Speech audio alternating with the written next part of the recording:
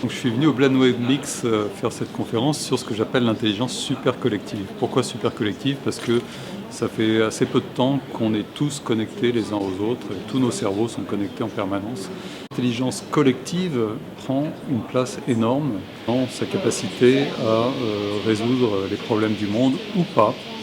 Parce qu'on peut être collectivement intelligent, on peut aussi être collectivement complètement débile.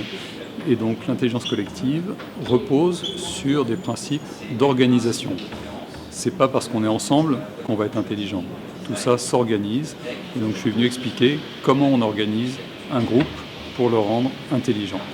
Alors ça passe par beaucoup de choses.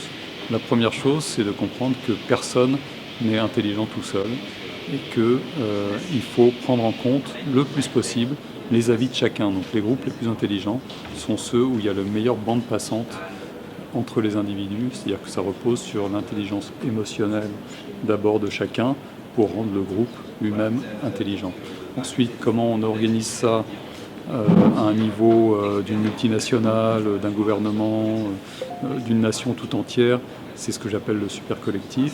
Et là, ça passe par des plateformes numériques qui vont nous permettre d'organiser le processus de façon à ce qu'on soit collectivement intelligent, en maximisant les points de vue diversifiés, en permettant à chacun et en fait encourageant chacun d'exprimer la façon dont il pense différemment des autres, d'exprimer son indépendance d'esprit, et puis des mécaniques objectives qui permettent de prendre l'ensemble de ce qui est contribué par chacun et pour pouvoir prendre une décision qui n'est pas un consensus, qui est une décision basée sur, au contraire, un maximum de divergence d'opinion, puisque c'est qu'en n'étant pas d'accord qu'on arrive à être ensemble intelligents.